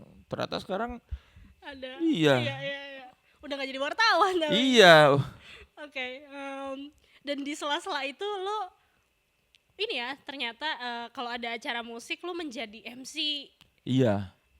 Itu berarti lo baru tahu bakat lo juga? Enggak, gue kan dari kuliah udah MC. Oh, dari kuliah. Iya, kan yang gue kerjakan sekarang ini udah gue kerjakan semua di kampus. Cuma bedanya di kampus tuh nggak menghasilkan uang dan ya gue nggak tahu bakal ngapain. Senang-senang. Iya, dan gue belum disebut stand up padahal udah begitu dari dulu. Kok bisa Kang ya? Apanya? Menurut lu nih ya, di bayangan gue lagi Iya, kayak misalnya lu lagi menjadi MC acara-acara musik gitu. iya, Terus lu kayak stand up. iya, Itu kan kalau di bayangan gue anjir sulit banget. Soalnya lo harus ngadepin nih orang-orang di depan iya. yang stranger, belum tentu suka sama jokes lo. Terus kayak lo harus mengakomodasi itu. Menurut lo itu gimana caranya lo mengakomodasi menjadi seorang MC? Gua justru senang kalau orang pada rapet, semakin orang deket sama gua semakin bagus. Karena gue merasakan orang tuh denger omongan gue terus gue deket, gue mah semakin jauh penonton gue semakin gak bagus pasti. Gue nggak bisa apa bebas. Kalau penonton deket gue mau rapat misalnya semeter doang MC, wah pasti gue banyak ide. Karena Keluar enak, aja gitu. gue senang lihat mata orang. Karena gue tahu orang itu mendengarkan suara gue kalau jauh misalnya aduh berapa 30 meter, aduh dia dengerin gue nggak ya, mikir. Ya itu mah nggak tahu, gue juga bingung. Ya apa keluar begitu aja yang ada di kepala. Ya gimana caranya ngisi waktu supaya panggung nggak sepi, itu aja dulu mah. Iya, iya, iya, iya. Iya daripada sepi terus nggak ada kegiatan, ya udah gue ngoceh aja, ngoceh apa aja. Dan di-upload juga Nggak, sama yang diupload tuh beda lagi. Itu kan yang diupload pertama kali itu ketika gue stand up beneran. itu Apa? beda ya, beda. Beda itu kan fasenya gini. Gue tuh jadi MC di Rolling Stone gara-gara satu kali itu pas ada acara awarding apa, kan kita harus ngasih award ya ke si penerima award. Ya. Nah gue ngoceh di panggung, semua pada ketawa, gue ngoceh-ngoceh apa, terus pas si Rolling Stone mau bikin event, terus anak-anak kantor, udah leh lu MC aja leh, yang lain gak ada yang mau, ya udah gue MC, Nah gitu aja. udah keterusan gitu, apa sampai 2 tahun apa berapa tahun lah ya dari situ. Akhirnya lo kayak diminta sama temen lo juga untuk stand up gara-gara ngelihat lo. Iya karena si temen gue ini ada namanya Zaki dulu di Global Radio, dia menganggap gue tuh yang apa punya potensi. Ya sebelum si Zaki, Holil yang bilang gue tuh stand up. Hmm. Kan Holil tuh sebelum menikah, sebelum punya anak ya, dia tuh salah satu penonton Rolling Stone Release Party, penonton setia. Selalu ada Holil. Siapapun bandnya Holil ada. Satu kali apa tengah malam, menjelang tengah malam dia bilang, deh yang lu lakukan tuh sebetulnya kayak stand up. Juga masa sih? Iya lu tahu sana itu. Nah Tapi makanya di situ lo belum tahu. belum ya, gue biasa aja. Makanya pas si Zakinya itu bilang gue apa diminta stand up, wah si Holil bilang gue kayak stand up, ya udahlah gue coba aja. Gimana pertama kali Kang? Tapi kayaknya gue nonton sih gue kayak Iya sama aja kayak gue MC sebetulnya. Makanya orang-orang penonton release party yang dari dulu itu yang era gua Rolling Stone ngelihat gua di TV mah, dari dulu juga gini si Soleh mah, cuma nggak disebut stand up gitu aja. Ya maksudnya nggak berubah, cuma labelnya aja. Makanya kan gua nggak ngerti teori. Kan yang gua kerjakan itu gua tidak berdasarkan teori stand up. Ya makanya orang-orang yang nonton gua lama tahu, ya dari dulu juga gini dia mah, cuma nggak disebut stand up. sampai sekarang Iya, lu pakai cara yang sama. iya, Even di separuh bayi separuh kaya. iya. Gimana Iya itu, caranya? iya nggak tahu gue juga. Makanya kalau pas lagi nyari materi, gue dulu gimana kok bisa punya materi gini ya? Sekarang Iya, jadinya gimana? caranya kalau anak-anak kan kayaknya nyari dulu premis, Ya. baru dibikin ininya kan, Apa tuh ya setup dan Mm-mm. punchline-nya. Kalau gue mah nyari dulu opini gue sama satu hal. Kalau gue udah nemu pasti gampang bawainnya. Kalau gue belum nemu statement gue atau opini gue akan sesuatu, susah gue. Oh berarti lo di ujung dulu ya? Kan itu ibarat punchline lo. Kayaknya ya, gua nggak tahu itu punchline atau pok. Tapi gua kalau gua udah punya statement tertentu sama satu hal, pasti gua gampang ngomonginnya. Tapi kalau gua masih belum jelas nih, gua apa pendirian gua terhadap topik ini apa nih? Nah kalau belum jelas pasti belum nemu nih, pasti nggak akan lucu dan masih meraba-raba. Tapi kalau gua udah tahu gua mau ngomong apa, pasti gua yakin bisa lucu. Ya itu, cuma itu kadang nemu nyari opininya itu, nyari Iya, statementnya iya. itu yang agak susah. Tapi lo gak catat katanya. Enggak. Kok bisa? Ya karena gua mungkin ketika gua nulis pointer doang, gua udah kebayang di kepala kalimatnya akan seperti apa. Jago lo ya. Ya karena biasa nulis kayaknya, bertahun-tahun kan biasa nulis. Jadi pas misalnya gue mau ngomongin ini, ya udah di kepala udah kebayang nanti ngomongnya gini. Pernah ngeblank nggak atau kayak Ya kalau ngeblank kan ngomong apa aja dulu, yang sama kayak wawancara. Kalau ngeblank ngomong apa aja dulu lah. tapi kan suka nggak balik lagi Kang misalnya. Ya biarin aja, paling keringetan. ya, ya paling stres, biarin aja lah, bagian dari resiko pekerjaan. Kita ngomongin separuh bayar separuh kaya. Kemarin pas di Wonder juga dibahas sedikit, dan gue masih belum dapet kurang lebih akan seperti apa. Berarti kan ada siang dan malam. Ya. Berarti di siang fokus nih separuh baya. Iya. Apa? Soal usia. Oke. Soal usia, gue sekarang 46, terus apa yang ya angle-nya soal usia, lebih ke umur. Soal apa yang dirasakan di umur separuh baya ini. Ya lebih ke Udah ada. Ada. Ya. Ya soal usia yang separuh baya. Okay. Kalau yang separuh kaya soal harta. Nah itu kan luas nih, Iya. general nih. Iya. Tapi udah ada ditulis bener. Ya nggak ditulis kan, pointer doang. Ya kan gua nggak bisa nulis. Ya makanya kan itu tema besar kan udah jelas. Maaf. Apa? Tapi kan lu kan penulis nih. Iya. Sebagai wartawan di stand up, kurang lebih sebenarnya secara pekerjaan lu juga bisa bawa si Iya, penulisnya harusnya lo sih ini bisa, stand up. harusnya bisa. Kenapa lu berusaha Karena mencari cara gua lain? nulis tidak komedi. Gua biasa nulis serius. Oh iya sih bener ya Kak. Gua nggak bisa ketika ditulisin jadi komedi, bingung. Iya. Gua biasa nulis serius. Jadi nanti kalau kalau nulis ditulis jadi serius. Iya, nggak bisa gua kalau nulis. Kalau diomongin gua bisa. Kadang-kadang bahasa lisan dengan bahasa tulisan kan beda. Ekspresi lisan dengan ekspresi tulisan tuh beda. Makanya gua nggak sampai saat ini ya belum bisa tuh nulis kayak anak-anak. Yang lain kan bagus-bagus. Nah, gue nggak bisa. Gue biasa nulis serius masalahnya. Bahkan di tahun lalu stand up show-nya Terlalu banyak waktu luang. terlalu banyak waktu luang, 4 jam. 3 jam 20 menit. Lo ngomong? Ya iya ngomong lah. Gue 3 jam 20 menit tuh berapa Iya. berapa detik gitu dan Ya banyak lah, Iya. capek lah pokoknya. menurut tuh talentnya dapat dari mana? Balik lagi. Gue kan nggak punya basic seperti lo gitu. Gue juga bertanya-tanya kok, gue kadang-kadang suka kagum sama diri gue sendiri ya.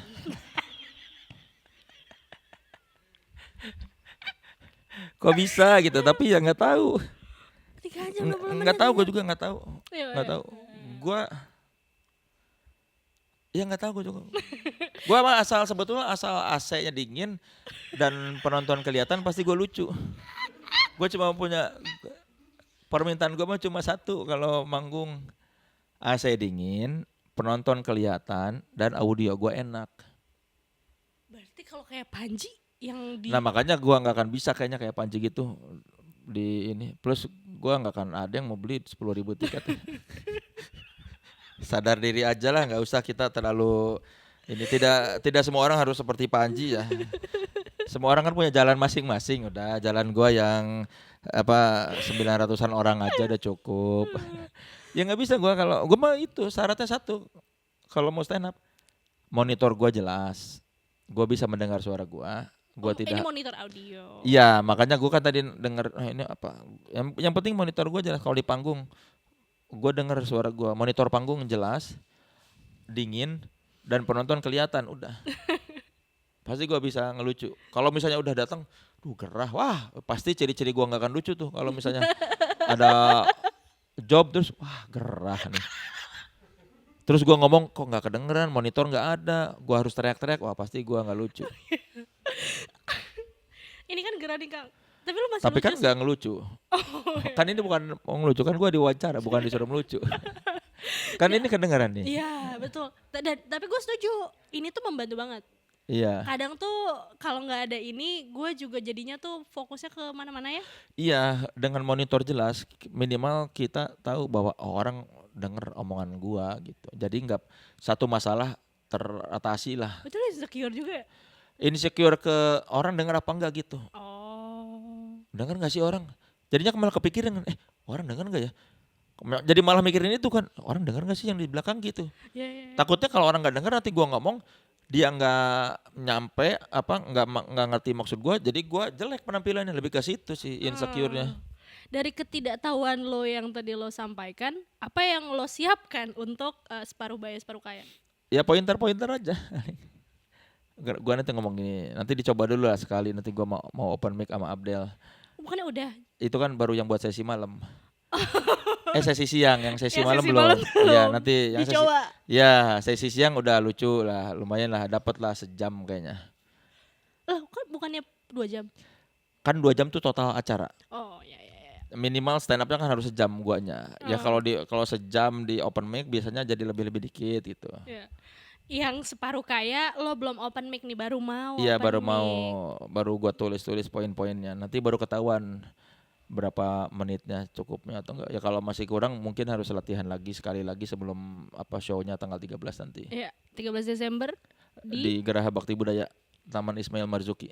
900 orang itu masih bisa beli tiket? Masih bisa. Ada di event.hhhcorp.com. Oke. Hostnya yang di siang itu ada Ernest sama Ardit jadinya. Openernya Priska. Malam itu Ge Pamungkas sama Benedion, openernya si Boah Sartika. Tapi kayak kebalik gak sih? Enggak benar.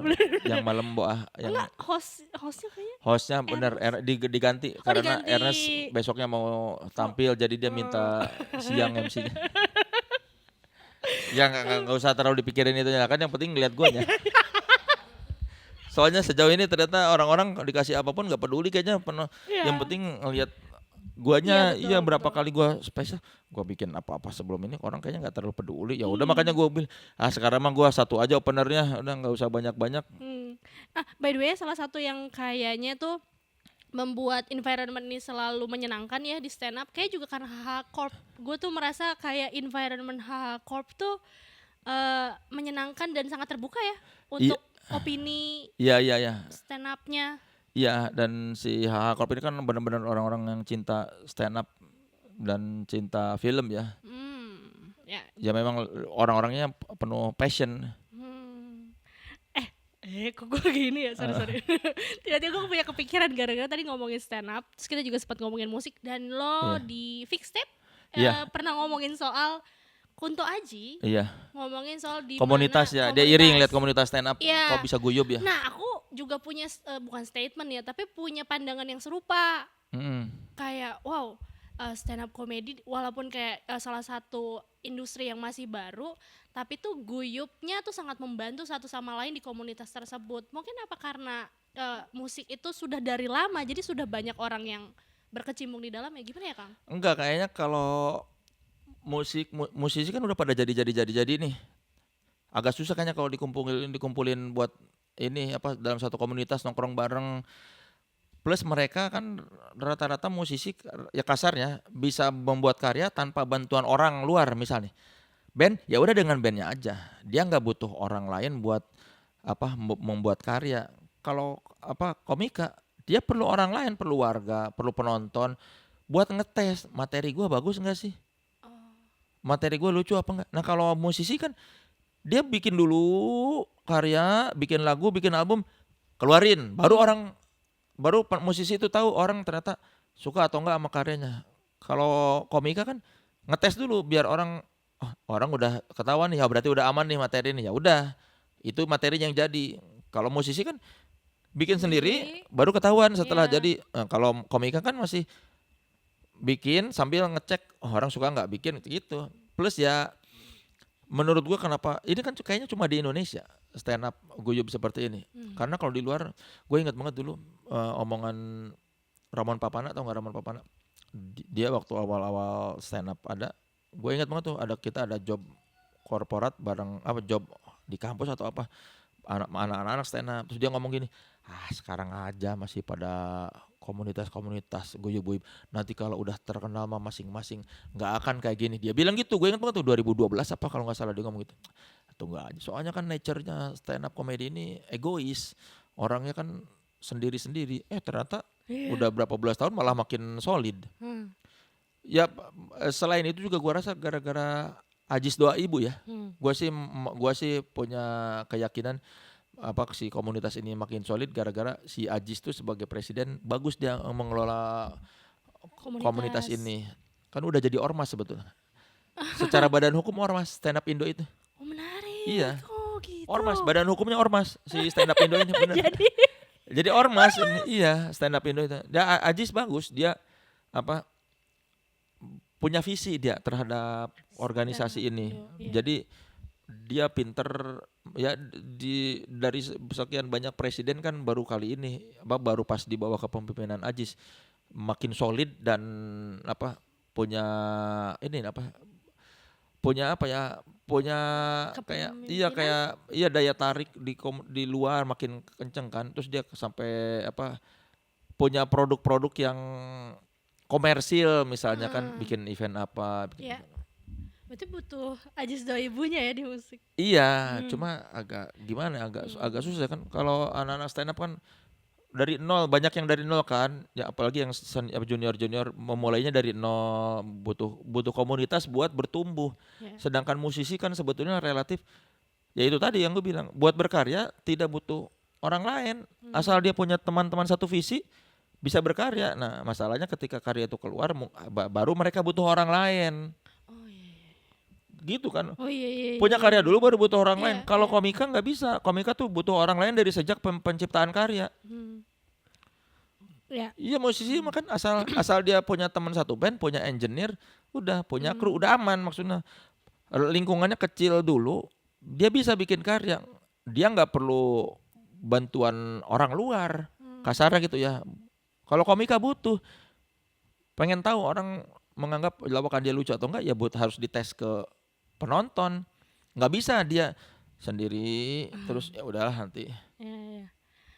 Oke, tapi aku juga pernah berasumsi karena scene-nya tuh udah banyak, genrenya banyak, scene-nya juga beda-beda. Enggak juga kayaknya. Cukup kompleks sih ya kalau musik. Iya. Terus juga gue juga nggak tahu ya. Nggak ada yang menjadi pemimpin aja menurut gua sih. Mungkin. Menurut gua harusnya gitu. Harusnya kalau ada satu orang yang didengerin, makanya gue bilang sama itu kan ya si Aji aja coba dari kecil-kecilan aja dulu ajang komunikasi. Itu Mas Holil sibuk di New York dia bolak-balik. Ya itu menurut gue butuh figur yang menyatukan ya. Ya kita lihat nanti lah ya. Iya, ya agak gimana ya. Walaupun sebetulnya musik itu lebih cair daripada di film menurut gue ya. Iya. Cukup setuju aku. Iya kan, secara scene-nya tuh anak-anak di musik lebih cair daripada di film gitu. Di film kan lebih terkotak-kotak lagi, lebih berkubu-kubuan lagi. Kalau film, kalau musik mah cenderung lebih cair gitu. Betul. Oke. Mungkin ini menutup Kang Soleh. Karena sepertinya juga gue nggak tahu ini jam berapa, tapi kayak cukup panjang ya. Di jam 12. Interview kita hari ini. Salah satu yang paling menonjol sebetulnya dari interview terakhir yang di Wonder. Iya. Gue menemukan stoikisme dalam pikiran-pikirannya Soleh-Solehun. Itu tuh secara natural lagi terjadi atau sebenarnya ada diam-diam lo membaca buku filosofi teras? Gua baru tahu itu stoik gara-gara orang suka pada komen aja stoik. Tapi bahkan gua sampai sekarang belum pernah membaca apa itu stoik. Serius? Gua punya pikiran kayak gitu tuh di kuliah. Karena ya itu tadi kan gue pas SD gara-gara gue lagi SD pengen buru-buru SMP, pengen pakai celana biru. Ketika SMP gue pengen buru-buru SMA, pengen pakai celana panjang. Pas SMA gue pengen buru-buru kuliah, pengen pergi belajar nggak pakai seragam. Nah pas kuliah gue kangen masa SMA. Di SMA gue kadang kangen masa SMP, di SMP kangen masa SD. Gue jadi berpikir, wah kenapa dulu gue waktu SMA nggak menikmati hari ya, nggak usah mikirin kuliah dulu lah, nggak usah pengen buru-buru pakai baju bebas, lu nikmatin aja lu masa jadi anak SMA pakai seragam itu nggak akan terjadi lagi, ya cuma saat itu aja masa SMA ya cuma 3 tahun kalau lu normal sekolah, nikmatin aja masa harusnya gue waktu itu, walaupun gue waktu itu menikmati masa SMA tapi kadang-kadang suka ada pikiran-pikiran, wah seru nih pengen buru-buru kuliah biar bebas nggak pakai seragam. Tapi itu gara-gara terlalu mikirin seru nih di depan, seru kayaknya, pengen buru-buru ini deh, pengen buru-buru itu. Jadi malah kangen yang udah lewat. Makanya pas gua kuliah, wah harusnya nggak gitu dulu, gua nikmatin aja momen gitu. Nah makanya pas gua kuliah, gua lebih berpikir untuk saat ini, untuk present gitu lah. Keren. Ya itu gara-gara itu tadi, kan belum tentu ya udah yang kita alami sekarang nggak akan terjadi lagi. Makanya gue pas kuliah, ya udah gue nikmatin aja lah, gue nggak perlu mikirin gue kerja di mana, nggak pengen buru-buru kerja, nggak terlalu mengkhawatirkan masa depan, lebih dinikmatin aja masa sekarang. Dari kuliah gue udah begitu tuh. Enak banget ya. Ya karena ternyata malah pikiran-pikiran yang yang terlalu terlalu jauh ke depan malah jadi kadang-kadang merusak kenikmatan hari ini. Even pikiran kita menginginkan masa lalu juga ya. Iya, kan masa lalu nggak akan bisa kita ulangi, masa depan belum tentu terjadi, dan bahkan belum tentu kita ada umurnya di masa depan. Yang udah jelas kan saat sekarang. Makanya gua pas kuliah tuh baru timbul pikiran kayak gitu tuh sejak kuliah. Makanya gua kuliah 7 tahun kan. Karena menikmati masa kuliah itu. Iya, ya itu makanya kan gua juga nggak pernah berpikir pengen jadi apa. Begitu gua bisa nulis, ya udah gua jadi wartawan aja lah. Yeah. Begitu ditawarin kerja, ya udah ditawarin kerja aja. Enggak yang gua pas datang ke Jakarta jadi wartawan, gaji pas-pasan, duit habis melulu tiap bulan gak ada sisanya. Enggak, gua waduh kenapa gua begini andai kata gini. Enggak, ya udah gua nikmatin aja. Oke. Dan di separuh kaya diri lo hari ini lo sangat menikmati ini. Iya, ya gua sejak kuliah menikmatin jadi apapun yang kondisi yang didapatkan sama gua nikmatin ya, karena memang ya itu ya rezekinya gua sekarang ini begini, ya udah dinikmatin. Iya juga ya. Soalnya gua punya ketakutan gini. Kalau gua ngalamin ini terus-menerus gimana ya? Gitu loh. Ngalamin apa? Misalnya nih, contoh kayak kerja. Iya. Hanya kalau gue kerja ini sampai gue mati gitu loh, ada pikiran-pikiran gitu malah. Iya, gue juga kadang gitu, tapi ya udahlah, mungkin memang harusnya begitu. Ya udah kalau misalnya ternyata kita harus kerja begini-begini sampai mati, ya udah nggak apa-apa. Kan nggak semuanya orang hidupnya bagus atau apa, ya udah kan ada orang-orang memang dikasih rezekinya biasa-biasa aja hidupnya. Ya udah ya kan, tapi ya kalau lu mau mengubah ya mengubah, berusaha. Kan katanya Allah tidak akan mengubah nasib satu kaum kalau dia tidak berusaha mengubahnya. Cuma kan ya kalau gua mah santai aja lah. Sekarang juga udah alhamdulillah dinikmatin aja. Masalah besok lebih baik ya alhamdulillah, kalau enggak ya kita nikmatin aja sekarang. Karena kan kalaupun misalnya ada kesulitan, di balik kesulitan ada kemudahan. Yeah. Terus ada satu lagu yang gua suka banget tuh kemarin tuh dari Racun itu band Racun namanya. Judulnya tuh It's okay to quit kalau nggak salah. It's okay to quit. Ya liriknya tuh dia bilang gini kesulitan esok hari jangan sampai merusak kenikmatan hari ini kayak gitu lah kurang lebih lah. Itu gua satu visi ini. Ya jadi udah nggak usah mengkhawatirkan masa depan belum terjadi, masa lalu sudah dilewati. Nah masa sekarang ini yang harus kita nikmatin. Kadang-kadang gitu suka lupa kan menikmati saat ini. Itu gara-gara gua dari SMA pengen buru-buru kuliah. Tapi harusnya gue lebih santai, harusnya gue lebih ya walaupun gue menikmati sih SMA, tapi kayaknya ya gitu pikiran-pikiran pengen buru-buru kuliah tuh kayak harusnya tidak usah lah. Keren, solehinisme. Ada yang tulis di kolom komentar. Oh ya? Oke, Kang Soleh, terima kasih banyak. Sama-sama Tiara. Sudah boleh mampir, sudah boleh ngobrol sepertinya 2 jam hari ini. Sama-sama, terima kasih Maple Mania. Nggak ada. Sobat Maple. Maplers. Cukup. Oke, Kang Soleh, balik lagi terima kasih. Maple. Gue butuh menutup. Dan kayak akan ada pertemuan-pertemuan yang lain, wawancara dan gue berharap itu juga karena tetap masih banyak yang akan ada di kepala gue soalnya tentang lo, dan semoga yang nonton juga bermanfaat hari ini. Thank you guys, thank you for watching, bye.